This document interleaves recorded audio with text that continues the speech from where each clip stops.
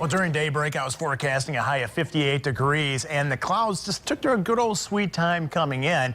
And as a result, our temperature spiked up into the 60s. I don't think anybody out there is complaining. I'm certainly not, but it really goes to show you that April sunshine is pretty strong if that sun hangs on. But right now, the clouds are moving in. You can see Storm Track Live radar, or actually the Skycam looking west over Grand Rapids, doing its little wind shake out there. We've got a very impressive wind, as sustained last check in Grand Rapids, very close to 30 miles an hour. So hang on to your hats. At least the first part of the day, the wind will gradually taper off as we head into the latter parts of the afternoon. We're watching now on Storm Track Live radar. Band of showers now taking shape over Lake Michigan. The forecast models kept coming in drier and drier, but now we are seeing a noticeable line developing out there and tracking this area. It's moving very quickly to the east.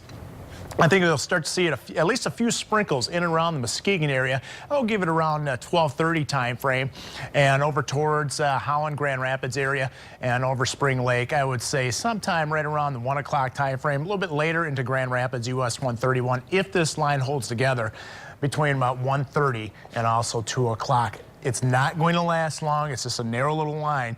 So briefly using your umbrella, and that's about it. What's triggering the rain? It's this cold front, and this is kind of a wimpy cold front.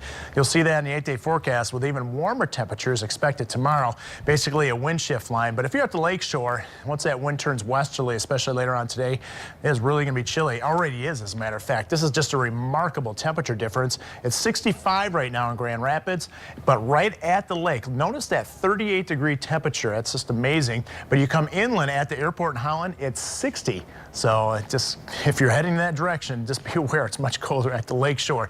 Wind out of the west-southwest Grand Rapids, 29, 30 sustained out of the southwest in the Holland area, and 23 in Muskegon. And that wind, again, will die down a little bit as we progress through the latter parts of the afternoon hours once the cold front moves through. At 2 o'clock, there's that line of showers moving into the area and very quickly moving out. We'll stop it right around mid-evening. I think just prior to sunset, we ought to see at least some sunshine develop, especially from Grand Rapids to the north and west. Then the clearing process will continue for the rest of the night. We'll wake up to a beautiful sunrise tomorrow morning, just like we've had the past several days. And as we move through the rest of Friday, there will be a general increase in the cloud cover, especially if you're Grand Rapids or I-96 to the north. But overall, a nice looking day, a little breezy during the afternoon tomorrow, high of 64. And I was just telling Emily a moment ago that, hey, one of the forecast models came in with a temperature at 73 for Grand Rapids on Saturday. Wow. Right now, I'm going to keep it at 68, but certainly if you're south of Grand Rapids, you have an excellent chance of seeing your first 70-degree temperatures of the season. And you're probably thinking, oh, right, spring is here, it's going to hold on.